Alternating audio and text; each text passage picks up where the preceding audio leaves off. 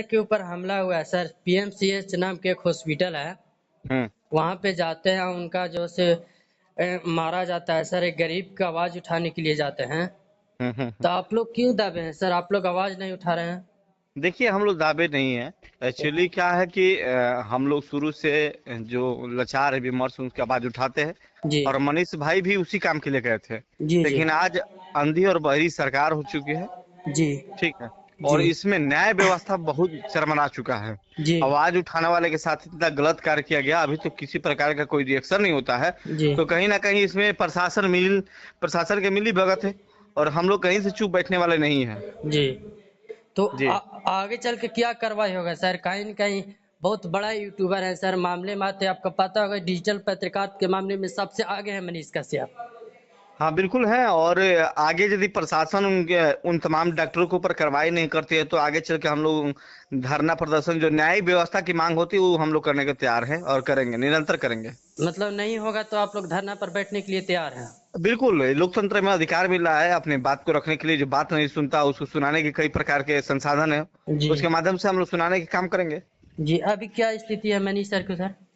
अभी हालत उनका अच्छा है, थोड़ा सा पहले से सुधार हुआ है। जी और ईश्वर करे जल्द से जल्द स्वस्थ होकर हम लोग के बीच में आए, पुनः दबे कुछ लोग का आवाज उठाए। यहाँ पर सरकार के लोगों से उम्मीद नहीं है। जी सरकार से आप देखे होंगे कि आज पुलिस के ऊपर हमला हो जाता है, आम सोसाइटी के लोग जो है हमला कर देते हैं। जी तो कहीं ना कहीं इस राज्य में पीड़ित है लोग। जी प्रशासन को देखना नहीं चाहते, नेताओं को देखना नहीं चाहते हैं। और जो उम्मीद नेताओं से नहीं होता, वो उम्मीद हम लोग करके देते हैं और उनको न्याय दिलाने के काम करते हैं। जी। सबसे बड़ी बात ये आ रही है सर, जैसे कि बीजेपी में ही जैसे कि मनीष सर जो है बीजेपी के नेता भी कहला रहे थे। आपको जी पता होगा वर्तमान समय में जी बीजेपी जी के जी नेताओं के साथ चल रहे थे जी वो। तो लोग जी। चाह रहे थे कि टिकट लेने वाले हैं, चुनाव लड़ेंगे चनपटिया से।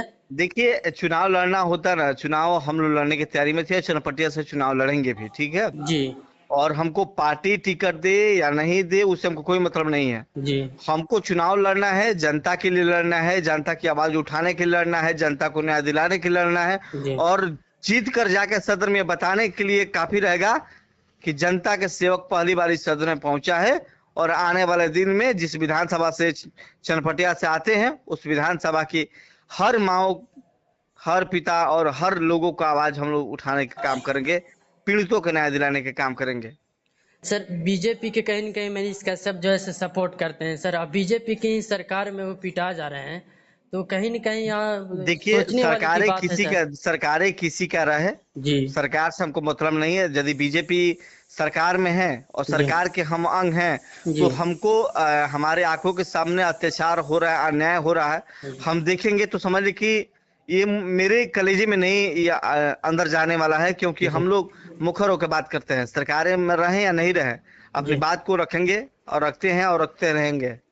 तो जैसे कि सबसे पहले उस हॉस्पिटल के सामने पीएमसीएच हॉस्पिटल है सर, उस गेट के सामने ये लिखा हुआ रहता है कि हम्म। किसी भी पत्रकार की एंट्री नहीं है और सशक्त मना है वीडियो बनाने से। तो क्या मनीष कश्यप सर कानून के उल्लंघन किए हैं जाने वहाँ देखिए, मतलब? हम आपको बताते हैं। जी आप कोई भी काम कीजिए, एक्सीडेंट कैसे होता है, बता के थोड़ी होता है। एक दिन पहले इन्फॉर्मेशन थोड़ी दिया जाए कि सड़क दुर्घटना में किसी का मौत हो जाता है। नहीं नहीं ट्रेन सर। दुर्घटना होता है तो बता के थोड़ी होता है कि ट्रेन घटना होने वाला है।